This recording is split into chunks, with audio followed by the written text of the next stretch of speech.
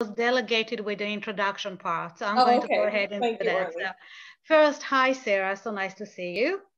So we have a program on Israel that we bring various speakers, and as part of this program, we thought it would be really wonderful to have Sarah join us as well. So it was very convenient. She's been visiting for Thanksgiving here, so we are really so glad to have you. So let me tell you a little bit about Sarah.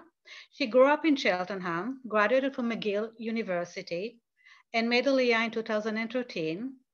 She originally arrived in Israel with a group of friends from Habonim Dror youth movement, and since arriving, this group has joined the Urban Educators Kibbutz in Dror Israel, which includes about 1,300 educators and about 90,000 youth movement members, whose mission is to educate for just and equal society. So over the past 7 years, Sarah has been an educational coordinator with both the Israeli and Jewish diaspora youth. And after understanding better the needs of the Israeli youth for more tools to navigate the increasingly difficult labor market, she has transitioned to working in the field full time. From 2019 until today, her work includes organizing and providing legal counsel to youth workers in the food service industry through partnership with Israel. She's also pursuing an educational degree with Beit Berel College, and I guess today you call home Dror Israel Educator Kibbutz in Yafo. So welcome, Sarah. On a personal note, we really had the chance to get to know Sarah through our family friends, through our son, and also by visiting with her in trips. She's delightful, she's smart, articulate, and very, very, very passionate. So I'm going to turn it out to you, Sarah. And if anyone has any questions, please put them in the chat box and we will address questions at the end. Welcome, Sarah. I'm turning this to you. Hi, thank you so much. What a generous introduction. Just to say a few more words.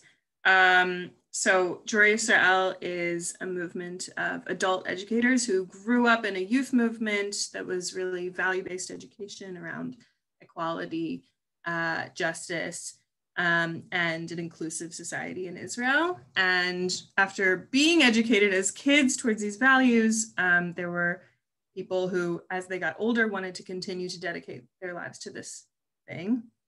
So I joined with some of my friends in a parallel youth movement in America, people in Israel who were a bit older than me who were already doing that kind of work. And since I've been there, that work has expanded.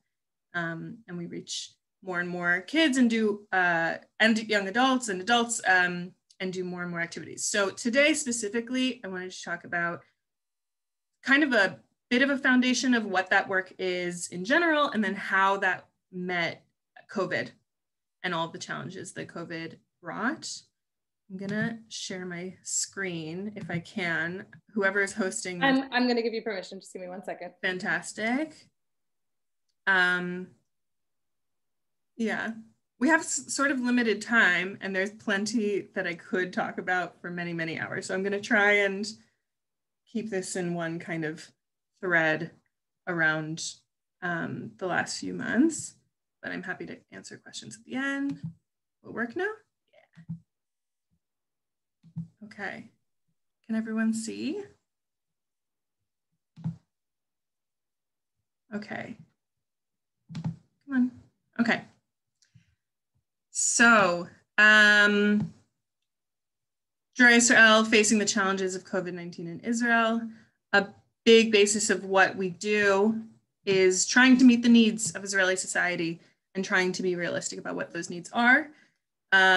So we're trying to pursue the values of democracy, equality, and peace through education and community. I think a lot of people share these values. Some people choose to pursue them in politics, and we are not a political movement, we're an educational movement. So that's an important kind of clarifying identity that we have, that we are trying through educational means to change society in a deep way. And we're based in socialist Zionism. There's a lot that I could say about that too. And a lot of it is through also youth and youth education, though not exclusively. So I'm going to talk a little bit about the work that we would normally be doing. That includes running schools for at-risk youth. A lot of it is vocational schools, but also panimiot, they're like boarding schools for at-risk youth, kind of instead of putting kids into the foster system. We run Jewish Arab programs, putting those people together in places that are appropriate, and expanding the mifgash, the meeting between our various communities. We have intentional community projects with living and working together, educational workshops for kids of all ages, for members of the IDF, for even members of the police force, to kind of better equip those people to be building the society according to the values that we want. The youth movement has about 90,000 teens, and that's kind of cross populations, the various diverse populations of Israel, and national social justice initiatives. My work personally throughout the year is with the Union of the Histadrut, that's like the General Union of Israel. There is a branch of it specifically for youth. Any youth worker can join. And our goals are about making sure that youth workers understand what their rights are, have a way of pursuing legal-based justice if their rights have been violated, and generally increasing the amount of literacy that kids have in order to navigate the labor market, which can be extremely exploitative. And doing so through education, through organizing, through the youth themselves taking ownership over those things. And that's a very big value in general, that we want to not just, this isn't like just about the teachers coming and educating the students. This is about creating a community-based educational organized structure where they are educating themselves, they're learning the skills in order to lead their own communities, and it's kind of less hierarchical and more organic. So just a little bit about COVID and how it specifically met Israel, because it's a little bit different than it is here. We had our first cases of coronavirus very early, and it kind of seemed like just by putting people who were coming from overseas into a very intensive 2-week mandatory quarantine, we might be able to avoid it altogether. So that was happening for a few weeks. And then the control over that situation didn't totally hold. And very soon after Purim and like the big parades of Purim, things just shut down basically completely. And when we say lockdown, we mean all businesses and schools closed, all kind of institutional things, everything is closed. You're not allowed to leave over a kilometer from your own home unless it's for, what's the term? Like necessary work, essential work. And that left a lot of people in need, both economically, also a lot of kids and seniors without the resources that they would normally have. So we had Seder under quarantine. And then starting in May, kind of even towards the end of May, really coming out of quarantine. So not really much of a lockdown at all. Most businesses open, and they went into another quarantine right before Rosh Hashanah. So it's kind of, instead of this like level of like, most things are shut down most of the time, but nobody's really enforcing necessarily things that I kind of see in America. It was like complete shutdown, but temporarily open back up, shutting back down again. Right now, things are starting to open up again in Israel after the numbers came way down. I don't know anything to say if that's a better strategy or not. I just wanted to kind of show you how that was a little bit different there. And also, not all of the pictures that you see in this presentation were taken during lockdown. Some of them are when masks weren't mandatory. So just so you know, the pictures are from a range of different times. Okay, so what did I do during lockdown? I will say that during lockdown, there were two main concerns. One is, how can we continue to meet the needs of the people that we've already been meeting, whose needs have not changed, and how can we continue that activity? And also, how can we meet these new needs that have popped up, right?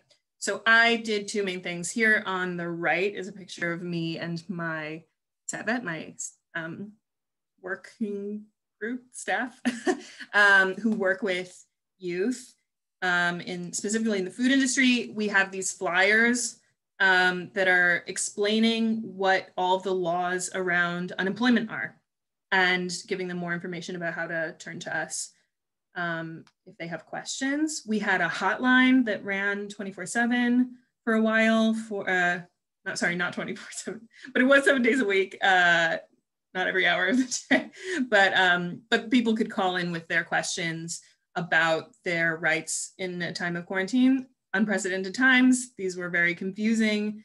How the rights that we would normally be used to would apply in this kind of exceptional situation. So we were trying to answer that need as an extension of the things that we would already have been doing before. But also another need arose, which is that most of the staff of agricultural work were either couldn't show up to work because of movement prohibitions, or didn't want to because of the risks. And we are organized into these houses of people who live together and work together, little communes, and we could bring a whole group of people who already live together to safely do this work together, and make sure that the food wasn't rotting on the trees, also getting it to the people who could consume it, and also helping to provide for the farmers who were really struggling in that time. So I did a whole bunch of agricultural work in that time. It was also, I would say, a really amazing way to spend my actual time, because instead of being locked down in my house, I was leaving every day to be outside and to be somewhere new in the country and to be with my friends in a safe, distanced way. We brought a lot of youth and different teenagers, a lot of teenagers to do that work too, which they were thrilled to be able to do and like leave their house for a little bit. So that work was really, really important and essential. So here are the various different things, and we'll get to all of them, that generally the movement took responsibility for in this time. So senior citizens, we understood that they were having a lot of difficulty getting food, getting medicine, but also having just general community contact.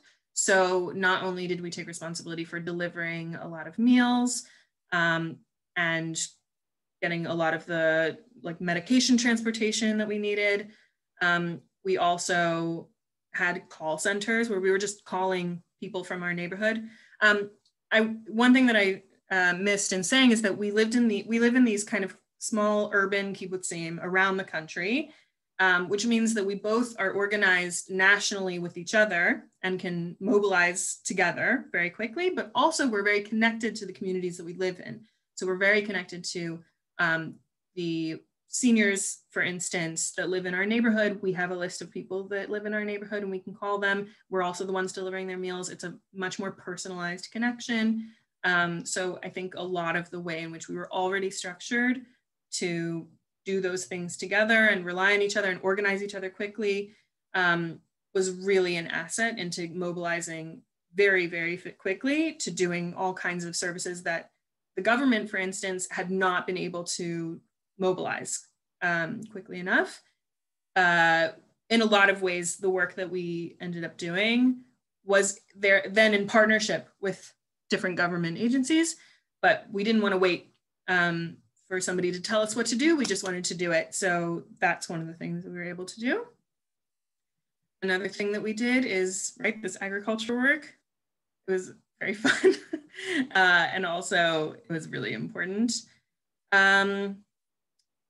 We have youth programming, so a lot of things moved online. You see a very enthusiastic madrich, like youth leader here, creating very creative activities for his chanechim, his students. And a lot of the work that we were doing was much more localized and small and online, but we also had national broadcasts every day. We did like a little kind of like local TV, but for the youth movement. It was like, go online, do fun activities, but also get information that you might need of like how to wash your hands and wear a mask and how to get certain services and what your rights in the labor market might be, and all the various things that you might need at various different ages was on these daily national broadcasts.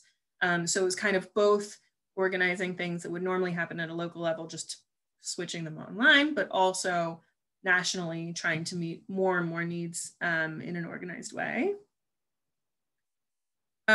This is a school, Dror Israel's high schools. A lot of the vocational schools are using cutting edge technology like laser cutters and 3D printers, and that their curriculum in general is based on identifying needs of society and how technology can meet those needs. And as soon as the epidemic hit, a lot of students immediately started thinking about how to manufacture PPE and designing and engineering new products to meet the needs of healthcare workers. This school, which is in the north, the Galil School, was the first school in the country to be approved to return, to have the kids return to school because they were using that space and that time to meet the needs of local hospitals. They had direct contact with those hospitals. They would consult with them. What are the things that you need? What are the things that you're finding in the field, and how can we better meet that? So we're very proud of those kids and their ability to take the things that they were already doing and adjust them very, very quickly to meet a need of the epidemic. I don't remember, I think there's numbers at the end of this presentation, but it was something like thousands and thousands of products for PPE that they were able to create and provide. And we also ran day camps in coordination with the Ministry of Health for the children of healthcare workers in hospitals. So this picture is from a room in a hospital that we are running for the children of the healthcare workers there to keep them engaged, entertained, help them with their homework, and make sure that they're cared for in a safe way while their parents are caring for others. This was a very tricky thing to do. You see that they don't have masks on here, but that was something that we chose in conjunction with the Ministry of Health and the Ministry of Education. So it's a little bit, you know, it doesn't always look like what we necessarily expect, but we were also able to do that really, really quickly because the school shut down so quickly, and those healthcare workers were forced with the dilemma of, do I stay at home with my child or do I help serve in the hospital? And we were able to enable them to make that choice in a way that was safe for their families. And we met kids in 10 hospitals across Israel, probably met about 1,000 children regularly, and that was a daily occurrence.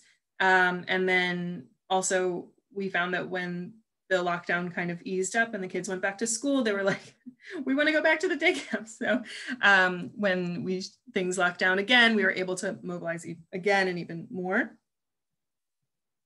So yeah, here's kind of an overview of the impact of all the work that we were able to do.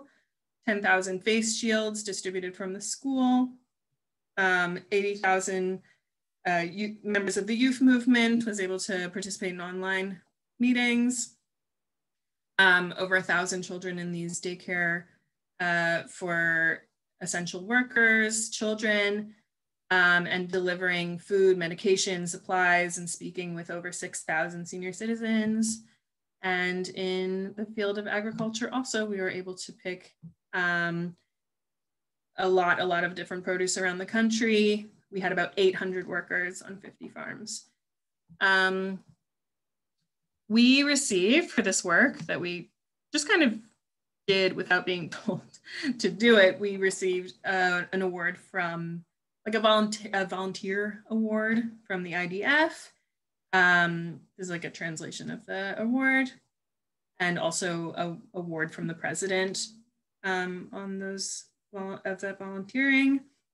So that means a lot to be acknowledged and congratulated for that work. But I think the work that we ended up doing was extremely important to us to be able to do in the first place, and definitely in line with the values that we already would have had. So a lot of things post-lockdown have been still a bit different. It's not like things are totally open. So all the things that we're normally doing are adjusted and changed, but we're still trying to operate schools for those at-risk youth. While things were shut down, some of those schools, like the boarding schools, stayed open because we understood that they were more unsafe at home, a lot of them. And we also kept up daily contact with kids. I'm sure if anybody's a teacher or involved in education in America, you're familiar with all the challenges that brings. And a lot of our national social justice initiatives, we run things around democracy and the assassination of Yitzhak Rabin, and things like that, that we just moved online, which was a lot of work. And the youth movement and Jewish Arab programming, we were able to meet online. And also, I'm sure a lot of you have experienced this as well, that doing everything online and having everybody looking for options of how to do things actually opened up all kinds of new possibilities, even while being extremely difficult and making things much harder in other cases. So anyway, I'm sure that this kind of thing is very familiar to you, especially anybody in education, anybody with kids. So these are some of the things, some more pictures and details here. Oh, we were able to do also training sessions for new like junior counselors in high school to teach them how to run camps for younger kids, like in 3rd and 4th grade. And especially because the Minister of Health opened up day camps or like childcare for up to 4th grade. So those junior counselors were allowed to participate in that and lead those, which is really important. And yeah, okay, there's a lot of information very quickly. I want to take questions and hear more from you and see more of you. And how do I stop share? Okay. So I'm happy to take any questions if you have any. Sarah, that was wonderful. I'll wait to see if there are any questions in the chat box. But in the meantime, I'm wondering, you've been living in Israel for 7 years. What surprised you most and what delighted you most? Surprised and delighted me? Well, either one. Yeah, I think there was a lot of positivity, actually, when it came to any of the activities that we were trying to do. We were just met by a lot of enthusiasm. I think there were a lot of people who wanted to participate and wanted to help their communities out and just weren't sure where to start. And so as soon as we would start some kind of initiative, we were almost immediately joined by people who were looking for that. And I think that spirit is really delightful to see and heartening. And there's a lot of ways in which Israeli society can be disheartening. So I think that was really important thing to be able to see. Great. Okay. Sorry, go ahead. Oh, there is another question about how you're funded. Yeah, okay, so a lot of the initiatives that we started without funding because we are a nationally organized, multi-pronged nonprofit, basically. We have the ability, especially because we weren't doing some of the other things that would have cost money, like running huge summer camps. We were able to kind of funnel some temporary monies into doing these projects without necessarily knowing where more funding was coming from. And then funding actually kicked in. It's a lot easier to be like, we're already doing this. Can you help us? Than it is to first ask for the money and then start doing the thing. So a lot of this work we just started, and then we were able to recruit a lot of support and money from mostly government services like Ministry of Health, Ministry of Education, things like that. So it's a bit tricky, and some of those things are basically volunteering, and some of those things are funded more completely. Even the agricultural work, even though it's volunteering, the Ministry of Agriculture is helping to support it and pay for some of that work. Israelis might be more used to businesses being closed for Shabbat and holidays. I think that's true. I think another thing is that Israelis have an experience with emergency situations. Usually that's war or terrorism, but they know how to shut things down very quickly without arguing. And there's plenty of arguing kind of afterwards, but I think it's a population that's willing to go with the flow in an emergency. I don't know if that's actually true. It just seems like it might be true. How many of the people that you work with in Dror Israel grew up in Israel versus made Aliyah? So there's like 1,300 adults in my movement, and probably 100 of them are from various countries who made Aliyah like as adults. So from America, from Australia, from England, and South Africa mostly. But there's also quite a lot of people in the movement who you would see as like a native Israeli, but actually made Aliyah as children from the former Soviet Union. So the question about Aliyah is an interesting one because that Aliyah can meet people in different ways. Any other questions? How are the programs between Israelis and Arab? How are those programs? Can you say a little bit more about that? Yeah, there's a range. One of those is a lot of cities that have mixed populations. So Akko, Haifa, Lod, Ramla, Jerusalem. So those places sometimes have separate things and separate languages for the various kids, and sometimes have things together. And those various cities have different ways of meeting that. Sometimes it's a soccer league, and sometimes it's a bike shop, and and sometimes there's more intentional like events, and sometimes they're more like trying to meet more regularly. So a lot of those things were difficult and shut down. It's a lot easier to have a mifgash, have a meeting when it's something like soccer, because it has a lot less demand on language and a lot less tension around language when you're meeting around something physical.